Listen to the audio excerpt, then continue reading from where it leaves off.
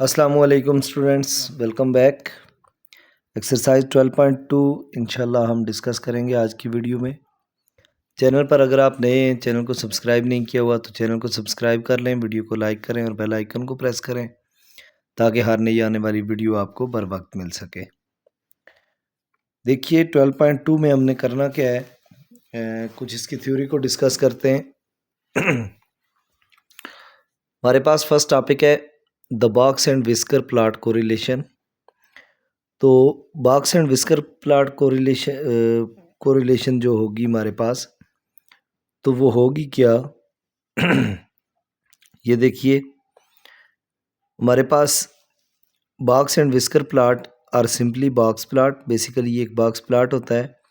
A box plot typically consist of the following components. ये components उसके box होते हैं, विस्कर होते हैं, आउटलेयर, मीडियन, क्वार्टाइल एटसेट्रा।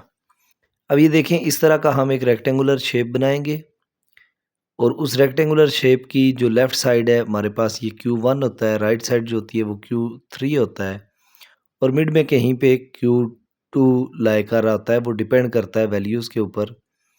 ये आपके पास जो है ये मिनिमम वैल्यू होती है और ये इस तरफ आपके पास मैक्सिमम वैल्यू होती है। जो कोरिलेशन होती है बेसिकली दो टाइप्स हैं उसकी, पॉजिटिव कोरिलेशन या नेगेटिव कोरिलेशन, और थर्ड ऑप्शन होता है हमारे पास नो कोरिलेशन। पॉजिटिव कोरिलेशन क्या होती है? If the box and whisker of both variables tend to move in the same direction. यानी बेसिकली इनका आपस में जो रिलेशन होता है वो डायरेक्टली प्रोपोर्शनल होता है अगर हमारे पास कोरिलेशन पॉजिटिव होगी तो। पॉजिटिव कोरिलेशन का में जो दो वेरिएबल्स हमारे पास मौजूद होते हैं उनका रिलेशन आपस में क्या होता है? डायरेक्टली प्रोपोर्शनल रिलेशन होता है। डायरेक्टली प्रोपोर्शनल का मतलब ये हुआ कि अगर एक वेरिएबल, जिन दो वेरिएबल के बिटवीन हम कोरिलेशन देख रहे हैं, अगर एक वेरिएबल इंक्रीज हो रहा है तो इट मीन्स दूसरा भी इंक्रीज होगा, या एक वेरिएबल डिक्रीज हो रहा है तो दूसरा भी डिक्रीज हो रहा होगा, तो उस कोरिलेशन को हम पॉजिटिव कोरिलेशन कहते हैं। और नेगेटिव कोरिलेशन क्या होती है? नेगेटिव कोरिलेशन में अगर एक वेरिएबल इंक्रीज हो रहा है जबकि उसकी रिस्पेक्ट से दूसरा जो वेरिएबल है वो डिक्रीज हो रहा हो, तो फिर नेगेटिव कोरिलेशन होती है। एक्सरसाइज के क्वेश्चन में मैं आपको बताऊंगा कि नेगेटिव कोरिलेशन कहाँ पे है और क्यों है, और पॉजिटिव कोरिलेशन कब और कैसे होती है।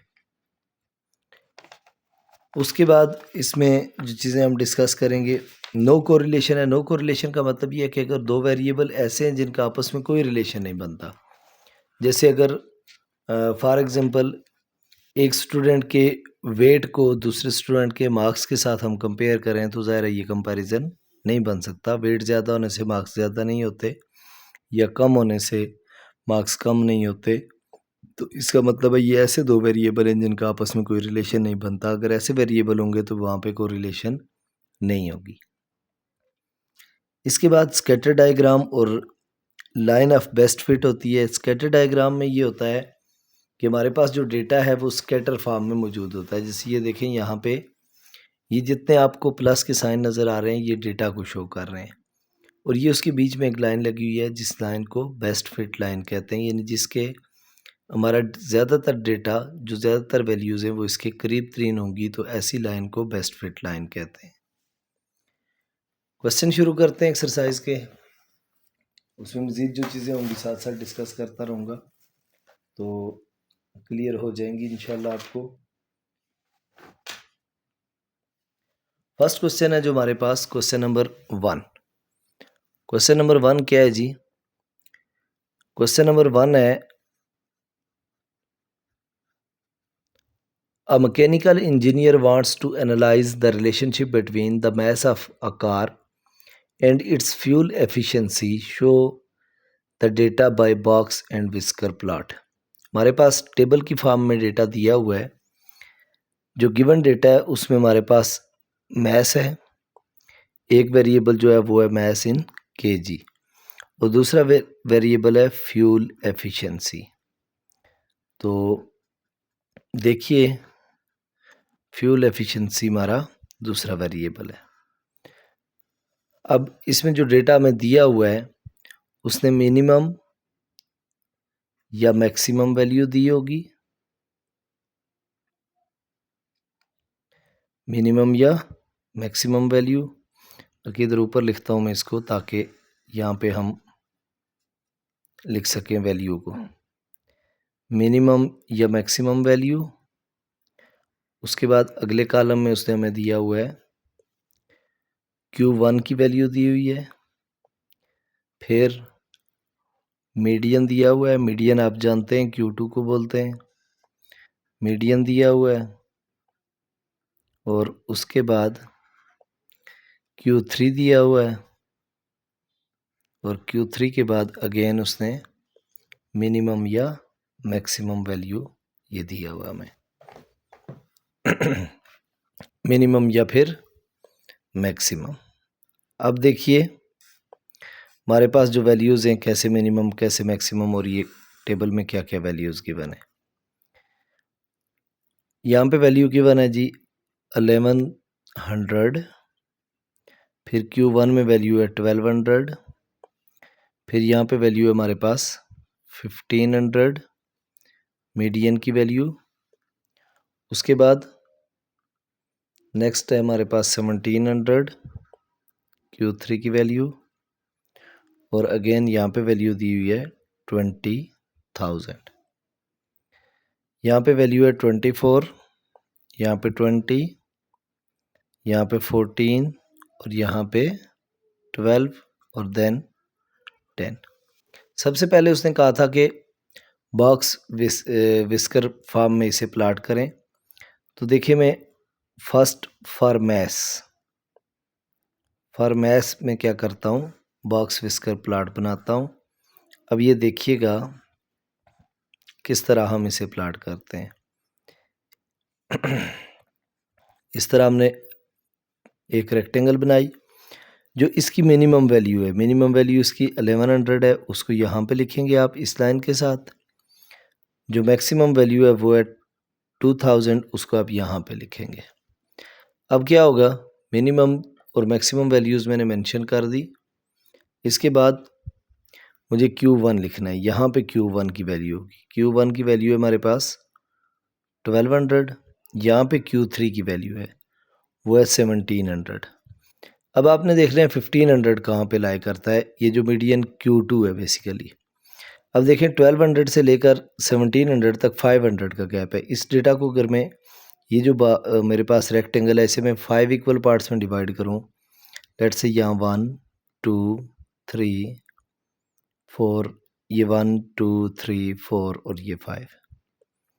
अब ये देखें यहाँ पे अगर 1200 है, इसका मतलब यहाँ 1300 होगा, यहाँ 1400 होगा, यहाँ 1500, यहाँ 16 और ये 1700। तो इसका मतलब वो जो 1500 है वो यहाँ पे आएगा, जो मीडियन या Q2 की वैल्यू होगी। ये हमने किसके लिए बनाया, मैथ्स के लिए। अब देखें फ्यूल एफिशिएंसी के लिए, फॉर फ्यूल एफिशिएंसी।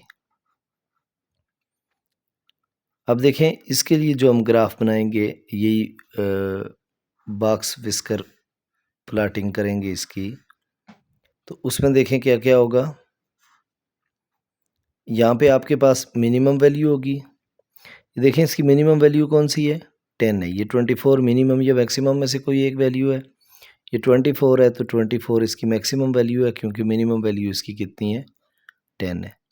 फिर Q1, यहाँ पे Q1 की वैल्यू होगी, यहाँ Q3 की वैल्यू होगी। ज़ाहिर है ये जो वैल्यूज़ हैं, ये 20 वैल्यू है और ये 12 वैल्यू है। Q1 की वैल्यू हमेशा कम होती है, तो यहाँ पे 12 आएगा, ये Q1 है। यहाँ पे Q3 आएगा, उसकी वैल्यू कितनी होगी, 20 होगी।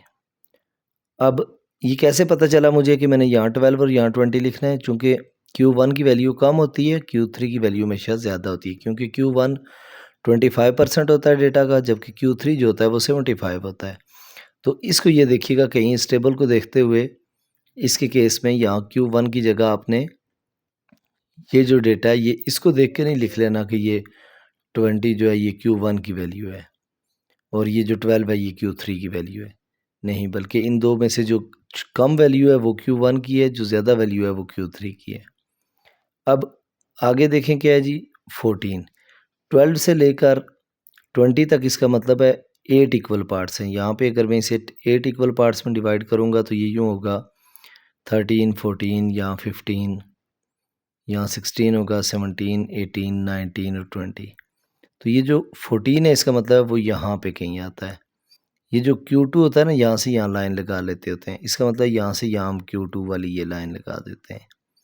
तो ये आपके पास दोनों का पार्क्स विस्कर प्लाट जो था वो कंप्लीट हो गया। अब देखें इसमें उसने जो जो चीज़ें पूछी हुई हैं हमसे, फर्स्ट उसने पूछा हुआ है ए पार्ट में इंटर क्वार्टाइल रेंज फाइंड करनी है। किस किस की जी इंटर क्वार्टाइल रेंज? मैथ्स की भी और फ्यूल एफिशिएंसी की भी। मैं इसके साथ लिख देता हूँ M, interquartile range M यानी मैथ्स की। इंटर क्वार्टाइल रेंज का फार्मूला क्या होता है? Q3 minus Q1। तो इंटर क्वार्टाइल रेंज में Q3 है मेरे पास 1700 माइनस Q1 है मेरे पास 1200। तो 1700 में से 1200 को माइनस करें तो ये आपके पास 500 आ जाएगा। इंटर क्वार्टाइल रेंज किसकी वैल्यू है? ये inter quartile range of maths की। अब इंटर क्वार्टाइल रेंज फाइंड करना है मैंने किसका? फ्यूल एफिशिएंसी का। तो मैं उसके लिए F लिख देता हूँ। Again formula Q3 minus Q1 होगा। इसकी Q3 की वैल्यू कितनी है? 20 और Q1 की कितनी है? 12 है। तो 20 माइनस 12 तो ये कितना आ जाएगा? 8 आ जाएगा। ये ए पार्ट था हमारे पास। बी पार्ट है हमारे पास what is the type of correlation. Correlation की टाइप क्या है? अब देखिए कोरिलेशन की क्या टाइप है। जब जो भी व्हीकल थी उसका वेट 1100 था तो वो फ्यूल एफिशिएंसी उसकी यानी 24 किलोमीटर पर लीटर, ये हमारे पास गिवन है जो डेटा है। ये जैसे केजी में है तो ये किस में है? किलोमीटर पर लीटर में। तो इसका मतलब ये हुआ कि ऐसी व्हीकल जिसका 1100 केजी वेट है वो 24 किलोमीटर 1 लीटर के अंदर ट्रैवल करती है। फिर जब वेट ज़्यादा होके 1200 चला गया तो फ्यूल एफिशिएंसी उसकी कम होकर 20 किलोमीटर पे आ गई। यानी अगर वेट ज़्यादा हुआ तो ज़ाहिर है इसका मतलब वो फ्यूल ज़्यादा खाएगी तो फ्यूल एफिशिएंट वो कम होगी इसकी निस्बत, क्योंकि ये वाली जो व्हीकल है वो 20 किलोमीटर 1 लीटर में कर रही है। फिर इसी तरह देखें नेक्स्ट ये 1500 है जबकि इधर और कम हो गई ये 14 पे। फिर ये 17 पे 12, 2000 पे 10। इसका मतलब है जितना वेट ज़्यादा होता जा रहा है व्हीकल का इतनी वो कम फ्यूल एफिशिएंट हो रही है, यानी इतने वो कम किलोमीटर डिस्टेंस कवर कर रही है। तो इसने पूछा था कोरिलेशन कौन सी टाइप की है, तो इट मीन्स यहाँ पे ये कौन सी कोरिलेशन बन रही है? नेगेटिव कोरिलेशन, चूँकि एक वेरिएबल के बढ़ने से दूसरा वेरिएबल कम हो रहा है तो ये इन्वर्स रिलेशन है जिसे हम क्या कहेंगे? Negative correlation. तीसरी चीज़ उसने पूछी हुई है सी पार्ट में what conclusion can be drawn from this. इससे क्या कंक्लूजन हमें मिला? इससे हमें ये कंक्लूजन मिला कि जितना लाइटर वेट होगा किसी भी व्हीकल का, लाइटर व्हीकल्स जो होंगी वो आर मोर फ्यूल एफिशिएंट।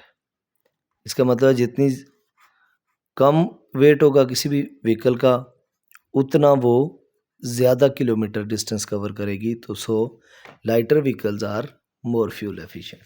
इस डेटा से हमें ये चीज़ समझ आई है। ये था बेटा क्वेश्चन नंबर 1। अब देखते हैं क्वेश्चन नंबर 2 क्या है। क्वेश्चन नंबर 2 देखिए। क्वेश्चन नंबर 2 में उसने कहा हुआ है हमें adjoining box and whisker plot show wages of part time and full time employees। यहाँ पे ये उसने डेटा दिया हुआ है हमें बुक पे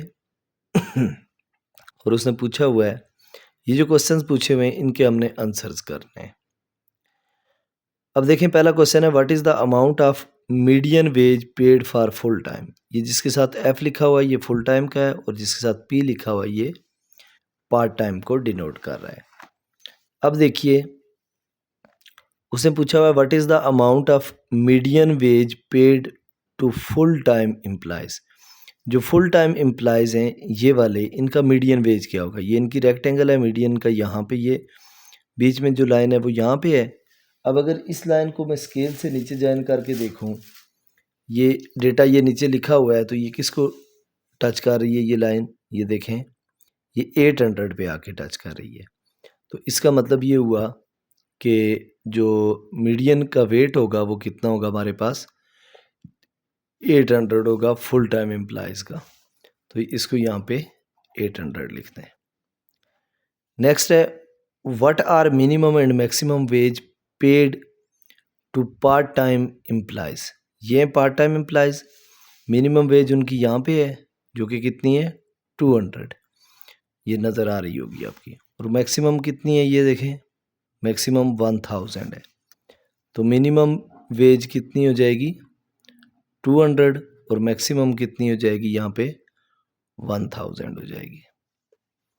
ये इसी के ऊपर बुक पे ही मैं सॉल्व करवा रहा हूँ क्वेश्चन आपको। फिर देखिए inter quartile range for the data set of full time employees. अब फुल टाइम एम्प्लॉयज़ का इंटर क्वार्टाइल रेंज फाइंड करना है, उसके लिए मैं Q1 और Q3 चाहिए। Q3 ये है, ये देखें 1000 है, और Q1 कितना है, Q1 ये है, ये फुल टाइम इसको चेक कर रहे हैं, ये इसका Q1 है जो कितना है 500 है। तो 1000 माइनस 500 करेंगे, Q3 माइनस Q1, तो वो कितना हो जाएगा 500।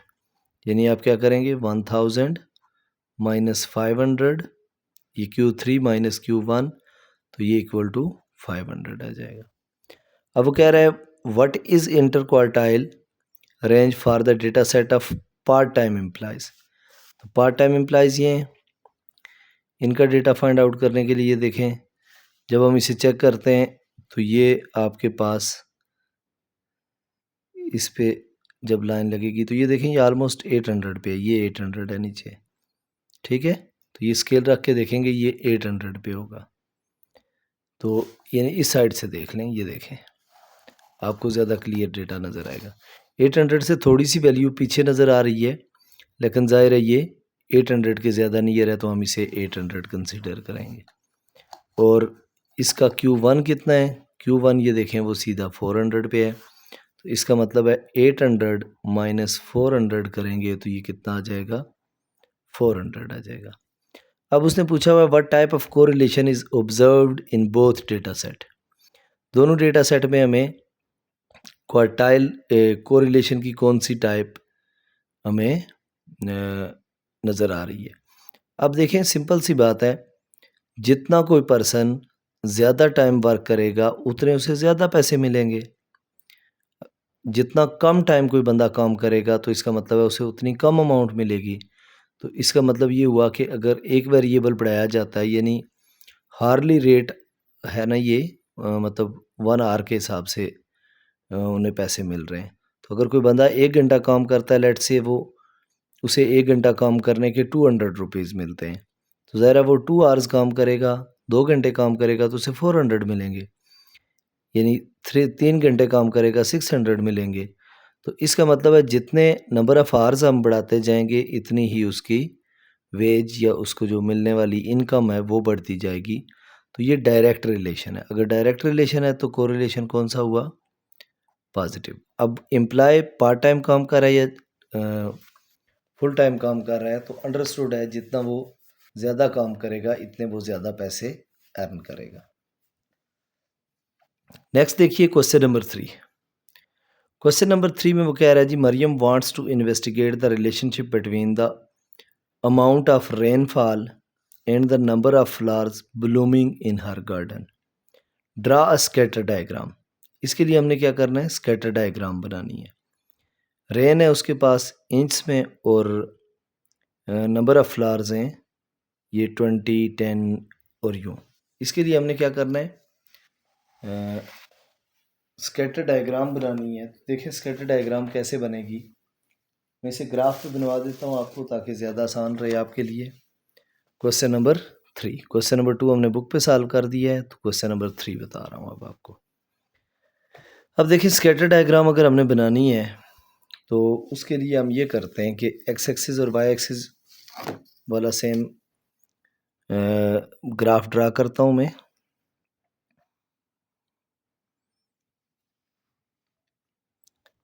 ये क्वेश्चन नंबर 3 की बात कर रहा हूँ, ठीक है, 12.2 एक्सरसाइज का।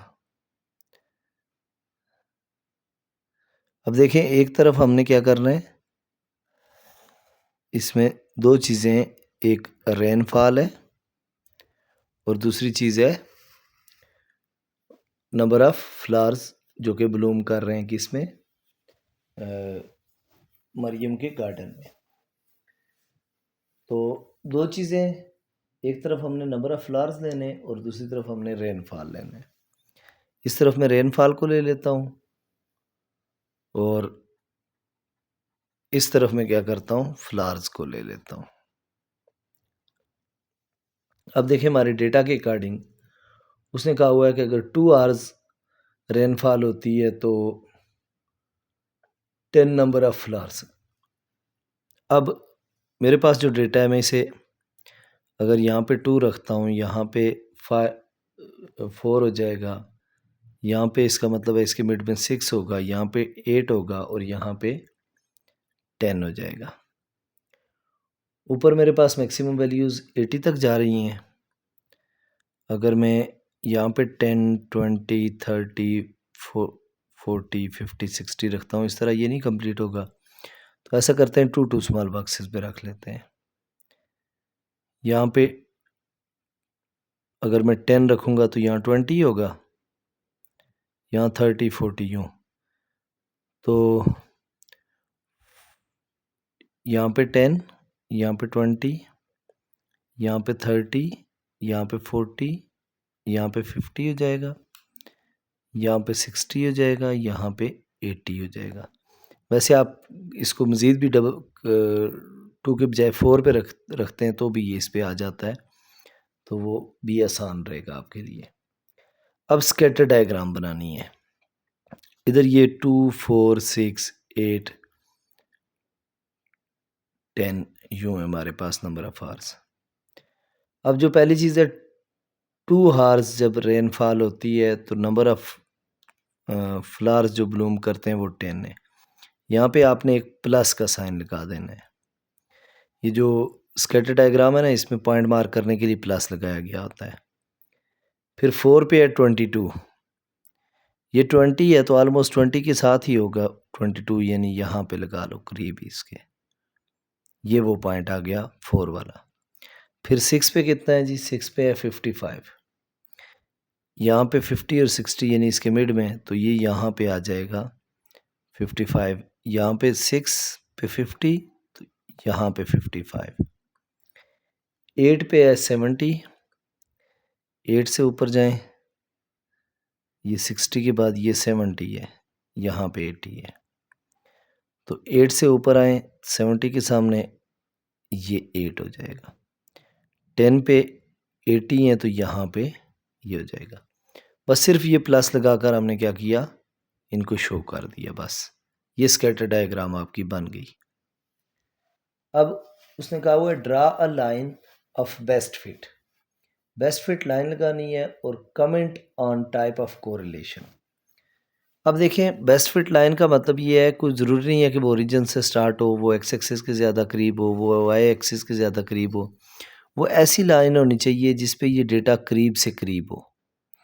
अब देखें, अगर मैं इस लाइन को तकरीबन इस तरह की लगा दूं तो आपको नज़र आएगा ये डेटा, ये वैल्यू इसके बहुत करीब है, ये भी करीब है, ये भी करीब है, ये भी ऑलमोस्ट करीब बनती है। इसको मैं थोड़ा एक्सटेंड करता हूँ अगर लाइन को, तो ये मेरे पास बेसिकली बेस्ट फिट लाइन है। यानी इसका मतलब 1, 2, 3, 4 वैल्यूज़ तो इसके इंतहाई करीब हैं, एक वैल्यू थोड़ी सी दूर है। तो ये जो लाइन है बेसिकली ये बेस्ट फिट लाइन है, क्योंकि इस पे मेरा डेटा ज़्यादा से ज़्यादा इस लाइन के करीब है। अगर कहीं और में लगाता तो ज़्यादा वैल्यूज़ दूर हो जाती। तो ये मिड्स मतलब वो जो आपके प्लस के साइंस बने हुए हैं उनके दरमियान में देख के आपने एक लाइन लगा देनी है, ऐसे पॉइंट पे होनी चाहिए ताकि आपका ज़्यादा डेटा उसके करीब आए। ये इसका ए पार्ट था। अब बी पार्ट है इसका, comment on type of correlation. तो देखें सिंपल सी बात है, जितनी रेनफॉल ज़्यादा हुई इतने ज़्यादा फ्लावर्स ने ब्लूम किया। आपके पास 2 इंच रेनफॉल हुई तो 10 फ्लावर्स थे, 4 इंच पे 22 हो गए, 6 इंच पे 50 हो गए, इसी तरह 8 इंच पे 70 हो गए, 10 इंच पे आपके पास 80 हो गए। तो इसका मतलब है जितनी आपकी रेनफॉल बढ़ती गई उतनी ही आपके पास क्या हुआ, नंबर ऑफ़ फ्लावर्स इंक्रीज़ हुए। तो ये इन दोनों चीज़ों के दरमियान आपस में जो रिलेशन है वो डायरेक्टली है। तो जब डायरेक्टली प्रोपोर्शनल है रिलेशन तो इसका मतलब है पॉजिटिव कोरिलेशन है, पॉजिटिव कोरिलेशन। इनके बिटवीन कोरिलेशन की जो टाइप है वो पॉजिटिव है। क्वेश्चन नंबर 4 है हमारे पास, given scatter diagram is shown between practice time and marks obtain in maths test. तो इसने अगेन दो चीज़ें पूछी हैं, find the type of correlation, और दूसरी चीज़ पूछी है ड्रा ऑफ बेस्ट फिट। तो अंडरस्टूड है बेटा, मैथ्स में जितनी ज़्यादा आप प्रैक्टिस करेंगे उतने ज़्यादा आप नंबर लेंगे, तो जितनी कम प्रैक्टिस करेंगे उतने कम नंबर लेंगे। अब ये हो सकता है कि कोई स्टूडेंट, एक स्टूडेंट ऐसा है जो 2 घंटे प्रैक्टिस करता है, तो वो लेट्स सपोज 20 मार्क्स का टेस्ट है मैथ्स का, तो 2 घंटे प्रैक्टिस करके वो उसमें से 15 या 18 मार्क्स ले लेता है, जबकि दूसरा कोई स्टूडेंट शायद 3 घंटे प्रैक्टिस करके उतने मार्क्स ना ले सके। तो उसकी वजह सिर्फ ये हो सकती है कि आपका जो एक स्टूडेंट जिसने 2 घंटे प्रैक्टिस करके 15 मार्क्स लिए, और जो दूसरा स्टूडेंट है जिसने मतलब उससे ज़्यादा टाइम प्रैक्टिस करके कम मार्क्स लिए, तो इसका यही एक वजह हो सकती है कि आपने फुली डिवोशन और फुली अटेंशन के साथ प्रैक्टिस नहीं की, वरना जो जितनी ज़्यादा प्रैक्टिस करेगा वो उतने ज़्यादा नंबर मैथ्स में लेगा। तो इसका मतलब है कोरिलेशन तो इसमें क्या होगी, क्वेश्चन नंबर 4 का ए पार्ट कोरिलेशन की टाइप उसने पूछी हुई है, तो वो पॉजिटिव होगी, यानी जितनी वो प्रैक्टिस ज़्यादा करेगा उतने वो नंबर ज़्यादा लेगा। अब देखें उसने ये डेटा दिया हुआ है, इसी में वो कह रहा है draw line of best fit. अगर इसी में बेस्ट फिट लाइन ड्रा करनी है तो ये जैसे मैंने एक ड्रा की हुई है पेंसिल से कि ये लाइन कुछ यूं सी जा रही है। अब इस केस में देखें, इसे थोड़ा सा ऊपर रखेंगे तो यहाँ 1 2 3 4 5 6 7 8 वैल्यूज़ तो इसको डायरेक्टली टच कर रही हैं, बाकी वैल्यूज़ भी करीब करीब हैं। अगर इससे कहीं भी मैं ज़्यादा दूर करूँगा तो ये वैल्यूज़ ज़्यादा वैल्यूज़ दूर हो जाएंगी। तो आपने इस तरह का मिड से में रख के वैल्यू लगानी है, बल्कि इससे भी थोड़ा सा और यूँ से इसे मैं लगाऊंगा तो ये शायद ज़्यादा वैल्यूज़, चूँकि यहाँ से अगर ये गुजर रही होगी तो ये मैक्सिमम वैल्यूज़, ये जैसे देखें यूँ, तो इससे ये वैल्यूज़ भी ज़्यादा करीब हैं, 1 2 3 4 5 6 7 8 9 10 और ये 11। तो इससे ये होता है कि ये मैक्सिमम वैल्यूज़ ज़्यादा करीब आ जाती हैं। तो ये जो लाइन है, ये जो अभी मैंने ड्रा की ये बाद वाली, इसकी निस्बत ये लाइन ज़्यादा बेस्ट फिट है, क्योंकि इस पे ज़्यादा डेटा करीब है। तो ये हमारा क्वेश्चन नंबर 4 था।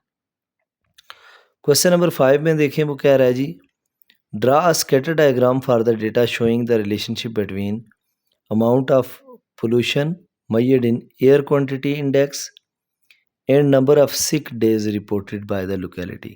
दो वेरिएबल उसने दिए हुए हैं और फिर उसने पूछा find correlation and what does it suggest. Correlation find करनी है और ये बताना है कि वो हमारी जो कोरिलेशन है वो क्या सजेस्ट करती है। तो पहली चीज़ स्कैटर डायग्राम बनानी है, उसने कहा हुआ है इस डेटा की। तो अब जब इसकी स्कैटर डायग्राम बनाएंगे तो वही सेम प्रोसीजर होगा सारा। स्कैटर डायग्राम बनाने के लिए हमने उसी तरह वैल्यूज़ प्लाट करनी है और प्लाट करके स्कैटर डायग्राम बनानी है। अब देखिए अगेन ग्राफ के ऊपर ही बना लेते हैं तो वो ज़्यादा आसान होता है, क्योंकि ग्राफ के ऊपर हमें वैल्यूज़ प्लाट करना आसान होती है। तो क्वेश्चन नंबर 5 के लिए स्कैटर डायग्राम बनानी है हमने। तो देखिए दो तरह का डेटा है हमारे पास।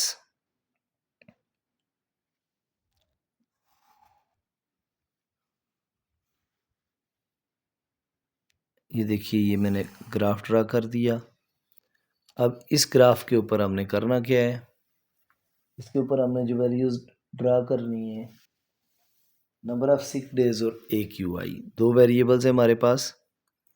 ए क्यू आई को मैं एक्स एक्सिस पे ले लेता हूँ और नंबर ऑफ सिक डेज जो है उसे वाई एक्सिस पे। अब देखें जो मेरा डेटा है उसमें वो ए क्यू आई 20 से लेकर 100 तक है, लेकिन कभी कम कभी ज़्यादा हो रहा है। यानी मैक्सिमम वैल्यू मिनिमम वैल्यू मेरे पास बल्कि 20 भी नहीं 10 है और मैक्सिमम वैल्यू 120 है। तो देखें टू स्मॉल बॉक्सेस ही ले लेते हैं। ये 10, यहाँ पे 20, यहाँ पे 30, यहाँ पे 40, यहाँ 50 होगा, यहाँ 60 होगा, यहाँ 70 हो जाएगा, 80, 90, 100, 110, 120। यानी ये 10, 20, 30 इस तरह मैंने वैल्यूज़ दी हैं। और जो नंबर ऑफ़ सिक डेज़ हैं वो 5 से लेकर 80 तक जा रहे हैं। तो इसको भी अगर मैं टू स्मॉल बॉक्सेस को लेके चलूँ 5 से 80 तक, तो टू स्मॉल बॉक्सेस ही रखते हैं। यहाँ 5, यहाँ 10, यहाँ 15, 20, 25। या ऐसा करते हैं 4 स्मॉल बॉक्सेस पे मैं यहाँ 10 कह देता हूँ, अगले 4 स्मॉल बॉक्सेस में 1, 2, 4 पे 10 का यहाँ 20, यहाँ पे हो जाएगा मेरे पास 30, इस तरह यहाँ पे 1, 2, 3, 4, यहाँ पे 40 हो जाएगा, इस तरह यहाँ 50 होगा, यहाँ 60 हो जाएगा, यहाँ 70 हो जाएगा और इस तरह ऊपर यहाँ पे कहीं 80 आ जाएगा। थोड़ा सा मैं नीचे करता इस ग्राफ को तो ये एग्जैक्ट इसके ऊपर आ जाता, लेकिन चलें कोई नहीं, इसी तरह देख लेते हैं।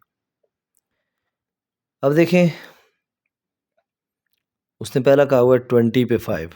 20 पे 5 का मतलब है ये तकरीबन यहाँ पे है, इस लाइन के ऊपर। ये 20 पे 5 है, चूँकि ये 10 है तो ये 5 है। फिर 40 पे कितना है? 40 पे 18 है। 40 यहाँ पे है, यहाँ 50 है, यहाँ 60, यहाँ 70, ये 80, 90, 100, 120 यूँ है। तो 40 पे है कितना है जी? 40 पे 18, यहाँ पे 20 है, 20 पे हो गया। 30 पे है जी कितना? 18, 30 नहीं बल्कि 40 पे 18, 40 पे 18 है, ये 40 है, यहाँ पे 28, इससे थोड़ा सा नीचे यहाँ इसको लगा दें ये। फिर उसके बाद 60 उसने दिया हुआ है जी, 60 पे कितना है? 25, तो ये 20 और 25 एग्जैक्ट यहाँ पे होगा। 60 से ऊपर 25 ये इस लाइन के ऊपर होगा। फिर 80 पे 40 है, ये 80 से ऊपर जाएंगे तो 40, ये 80 पे 40 है। फिर 120 पे 80 है, ये 120 से ऊपर जाएं तो ये 80, यानी ये यहाँ पे जाकर लाइन बन रही है। फिर 10 पे 3, 10 पे 3 यानी इसका मतलब ये 5 से कम है, यहाँ 2.5 है तो ये तकरीबन यहाँ पे होगा 3। फिर 30 पे 15, ये 30 है, 15 इसके मिड में बिल्कुल आएगा तो ये यहाँ पे आ जाएगा। फिर उसके बाद उसने दिया 50 पे 20, ये 50 है तो 20 एग्जैक्ट कहाँ पे है जी? यहाँ पे है। फिर 70 पे उसने दिया हुआ 27, ये 70 है तो 70 से ऊपर 27 पे जाना है हमने, तो ये 25 है तो इससे थोड़ा सा ऊपर यानी यहाँ कहीं पे होगा। ठीक हो गया। अब ये उसने कहा था स्कैटर डायग्राम बनाएं, तो स्कैटर डायग्राम हमने बना दी इसकी। उसके बाद उसने पूछा हुआ है कि find the correlation and what does it suggest. ये तो स्कैटर डायग्राम हमने बनाई, इसकी कोरिलेशन फाइंड करने के लिए हमें इसकी कैलकुलेशन करनी पड़ेगी प्रॉपर। अब कोरिलेशन फाइंड करने के लिए प्रॉपरली हमारे पास जो फार्मूला होता है वो क्या होता है कोरिलेशन फाइंड करने का? बेसिकली फार्मूला होता है R is equal to summation of X I minus X bar multiply Y I minus Y bar, और ये जो समीशन है ये इन दोनों के साथ है, divided by summation of X I minus X bar का square multiply summation of Y I minus Y bar का स्क्वायर और इसके ऊपर स्क्वायर रूट। अब देखें, इसका मतलब ये हुआ कि हमें इसे फाइंड आउट करने के लिए हमें एक्स आई माइनस एक्स बार और Y I minus Y bar find करना पड़ेगा। जो हमारे पास दो वेरिएबल्स हैं, एक ए क्यू आई है वेरिएबल और दूसरा वेरिएबल क्या है, इसको एक्स कह दें, और दूसरा जो वेरिएबल है नंबर ऑफ सिक डेज वाला, नंबर ऑफ सिक डेज, तो उसको हम कह देते हैं वाई। अब ये जो वैल्यूज़ इनकी दी हुई हैं, अब ये देखिए हमें चाहिए क्या क्या, इसके लिए हमें कॉलम क्या क्या बनाने पड़ेंगे। हमें इसके लिए जो जो चीज़ें चाहिए, एक तो हमें एक्स आई चाहिए, एक्स बार चाहिए। एक्स बार किसके इक्वल होता है? एक्स बार इक्वल होता है summation of X over N. इसी तरह वाई बार चाहिए तो वो होगा Y bar is equal to summation of Y over N. फिर उसके बाद हमें X I minus X bar चाहिए होगा एक कॉलम। फिर पहले मैं न्यूमरेटर वाले बनाता हूँ। फिर हमें Y I minus Y bar चाहिए होगा। उसके बाद इन दोनों को मल्टीप्लाई करना होगा, x I minus X bar into Y I minus Y बार। फिर एक्स आई माइनस एक्स बार जो कॉलम होगा उसका स्क्वायर चाहिए होगा, x I minus X bar का स्क्वायर। फिर Y I minus Y bar का भी स्क्वायर चाहिए होगा। अब देखिए एक्स में जो वैल्यूज़ है मेरे पास वो क्या है, 10 से लेकर 120 तक, यानी इसका मतलब है वो 10 20 30 40 से 20 30 40 50 60 70 और 80, ये वैल्यूज़ आ गई मेरे पास एक्स की। वाई की वैल्यूज़ क्या क्या है? वाई की मिनिमम वैल्यू है 3, तो मैक्सिमम है 80। देखें उसमें मुझे 3 चाहिए, फिर 5 चाहिए, फिर 3 5 के बाद 18, 18 के बाद 25, 25 के बाद बीच में 20 भी है, 18 के बाद 20 लिख दें, फिर 25 लिख दें, फिर 27 लिख दें, और फिर 40 60 और 80, 40 60 और 80, 1 2 3 4 5 6 7 8 9, 1 2 3 4 5 6 7 8। ये कोई वैल्यू हमने यहाँ पे मिस की है इसकी, एक्स की वैल्यूज़ में मैंने कहाँ तक लिखी हैं जी? 10 20, अच्छा इसमें 30 नहीं है, 10 20 के बाद 40 है, फिर 60 है, 10 भी है, 20 भी है, 30 भी है, 40 भी है, 50 भी है, 60 भी है, 70 भी है, 80 भी है, 90 नहीं है, 100 और 120 है। 100 और 120 ये मैंने नहीं लिखे थे। ठीक हो गया? ये फार्मूलाज में ज़्यादा करीब लिख चुका हूँ इसके। तो ये 1 2 3 4 5 6 7 8 9 10 वैल्यूज़ हैं। 1 2 3 4 5 6 7 8 9 10। 1 2 3 4 5 6 7 8 9। एक कोई वैल्यू इसकी भी मिस कर चुके हैं हम। 3 मैंने लिख दिया, 5 लिखा, 3 5, फिर 15 है, 3 5 15,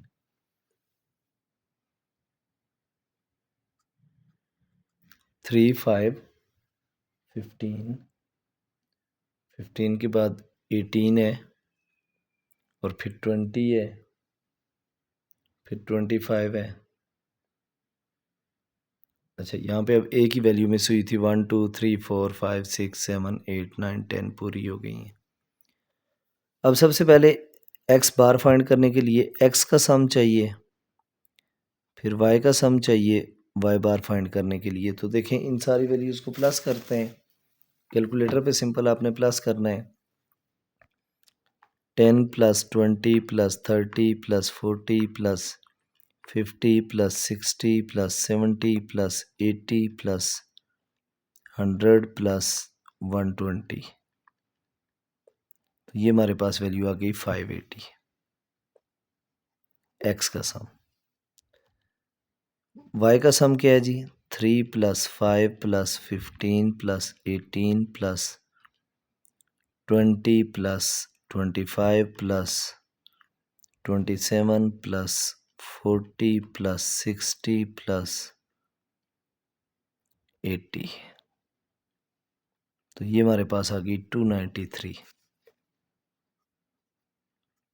अब देखिए एक्स बार आएगा मेरे पास, मिशन ऑफ एक्स यानी 580 डिवाइडेड बाय 10 वैल्यूज़ हैं, तो डिवाइड बाय 10, तो एक्स बार की वैल्यू आ जाएगी 58। वाई बार की वैल्यू क्या आएगी? Y bar equal to Y की जगह 293 डिवाइडेड बाय 10, तो ये आ जाएगा 29.3। ये 58 और ये 29.3 10 पे डिवाइड करके।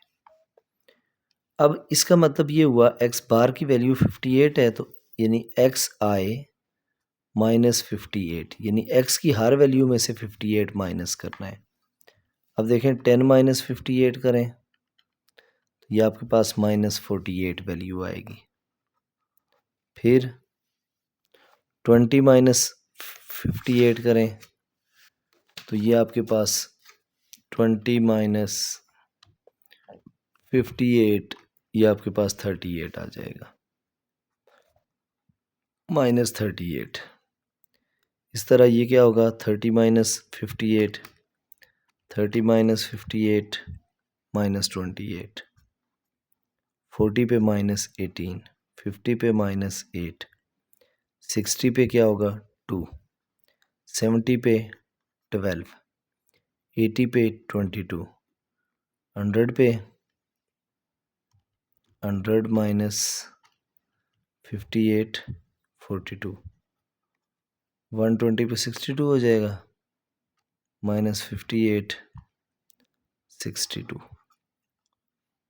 अब वाई आई माइनस वाई बार की वैल्यू 23 है, 29.3 है, तो वाई की हर वैल्यू में से 29.3 को माइनस करेंगे।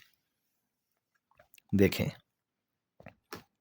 3 माइनस 29.3, ये वैल्यू हमारे पास आ गई जी -26.3। फिर 5 माइनस 29.3, तो ये आ जाएगा -24.3, फिर 15 -29.3, तो ये आ जाएगा हमारे पास 14.3, फिर 18 -29.3, तो ये वैल्यू आ गई -11.3, 20 -29.3, तो ये आ जाएगा 9.3, 25 -29.3, तो ये वैल्यू आ जाएगी -4.3, फिर 27 -29.3, तो ये आ जाएगा -2.3,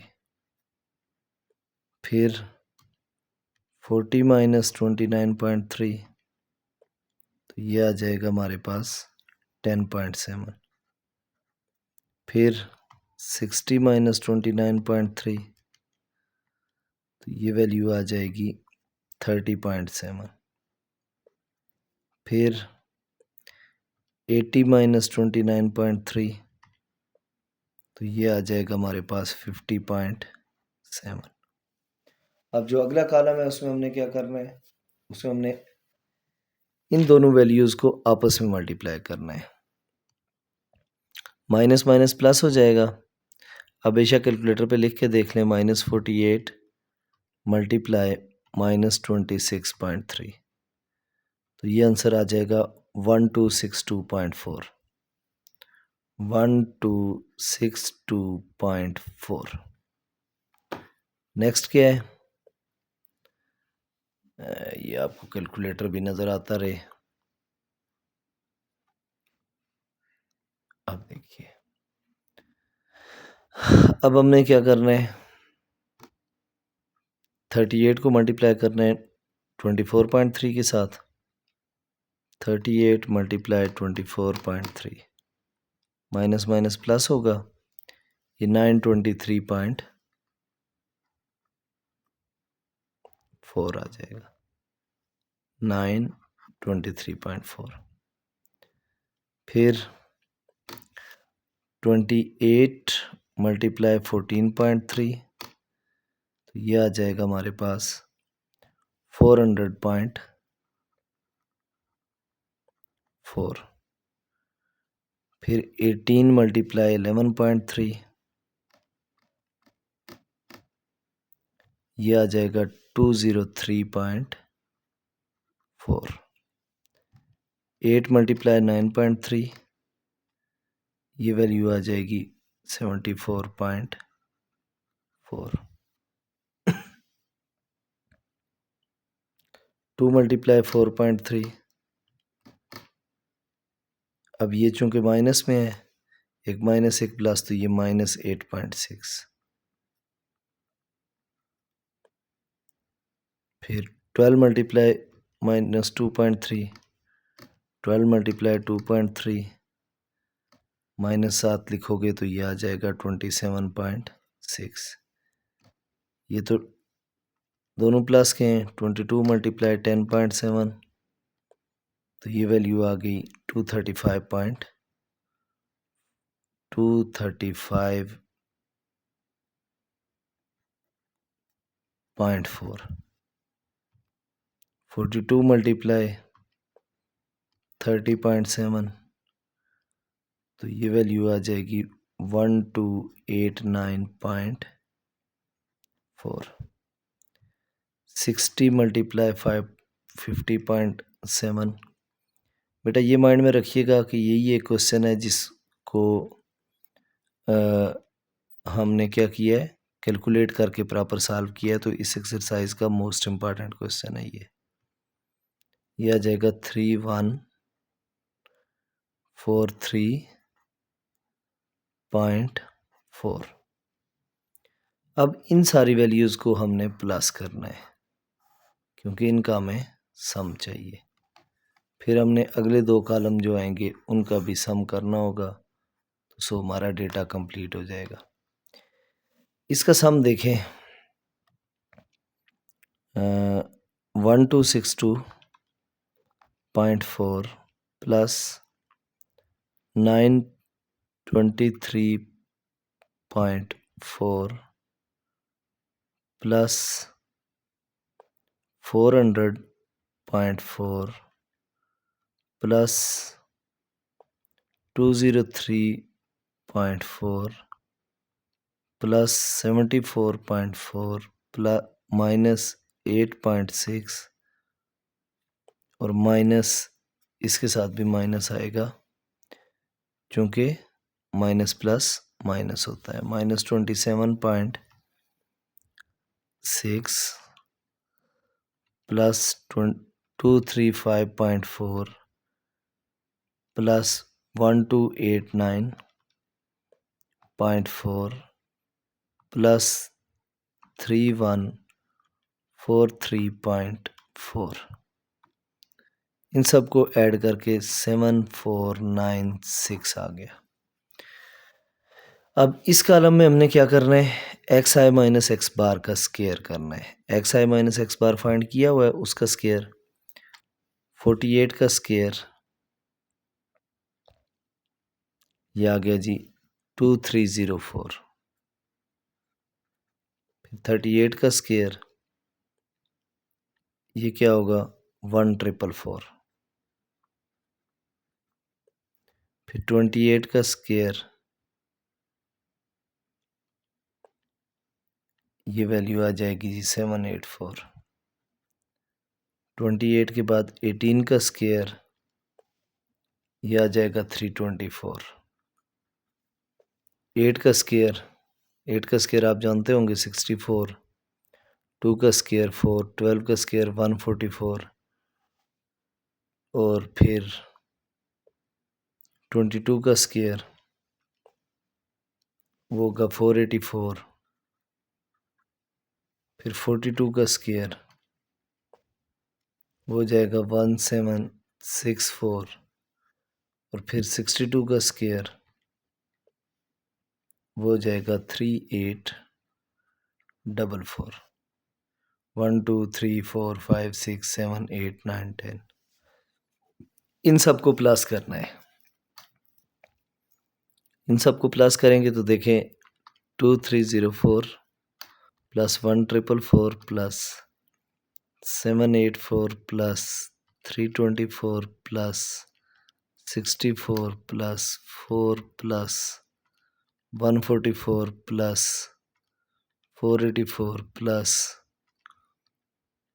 1764 प्लस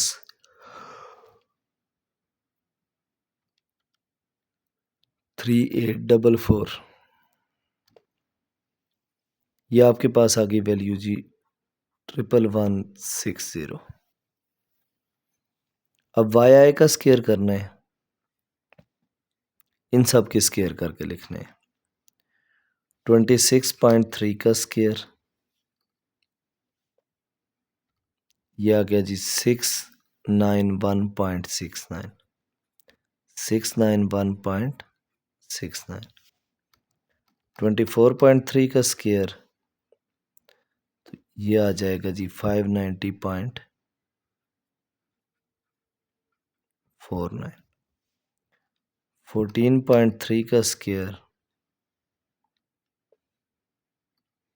ये आ जाएगा 204.49। 204.49।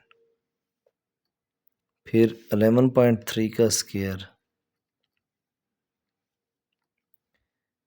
ये आ जाएगा हमारे पास 127.69। फिर 9.3 का स्केयर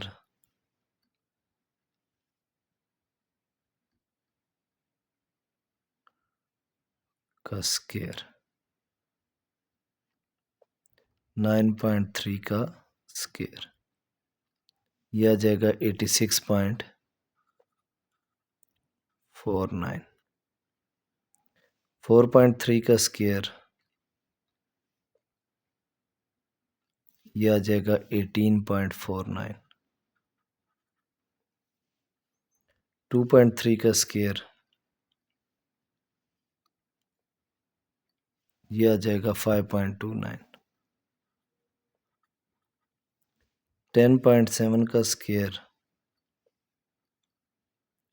ये आ जाएगा 114.49। 30.7 का स्क्वायर ये आ जाएगा 942.49। और 50.7 का स्क्वायर ये आ गया 2570.49। इन सारी वैल्यूज को प्लस करना है। अब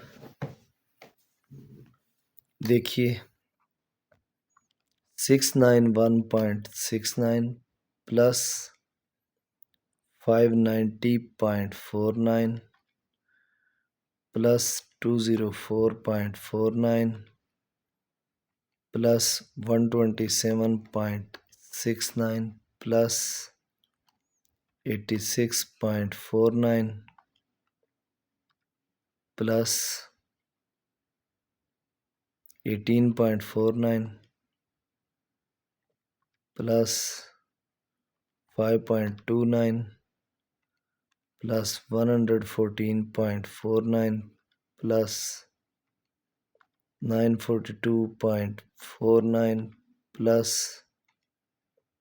2570.49। तो ये देखें जी वैल्यू क्या आ गई 5352.1।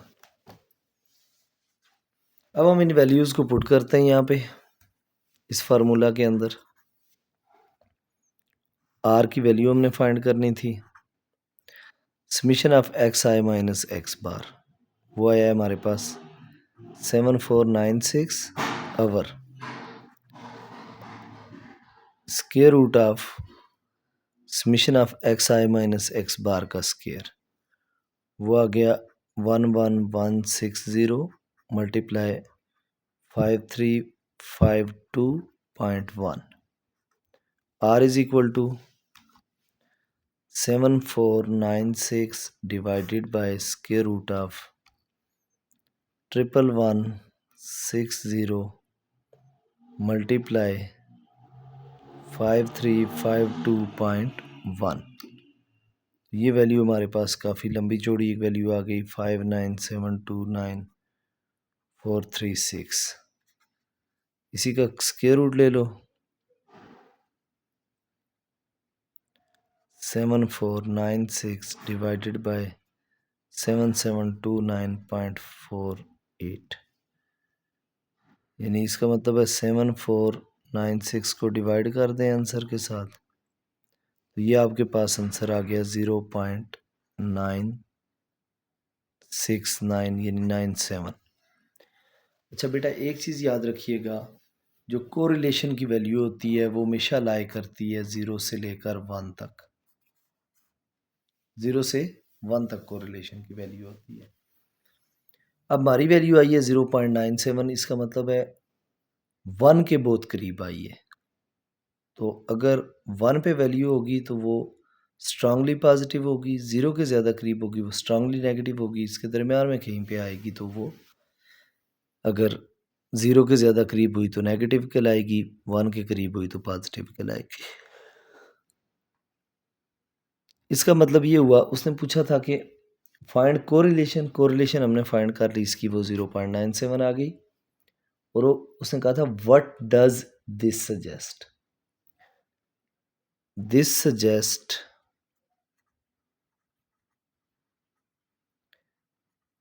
it's a strongly positive correlation. This just strongly positive correlation. तो इसका मतलब है strongly positive correlation है। ये था हमारे पास क्वेश्चन नंबर 5। नेक्स्ट क्वेश्चन है क्वेश्चन नंबर 6 इसी एक्सरसाइज का। और this one is the last question. Question number 6 में उसने पूछा हुआ है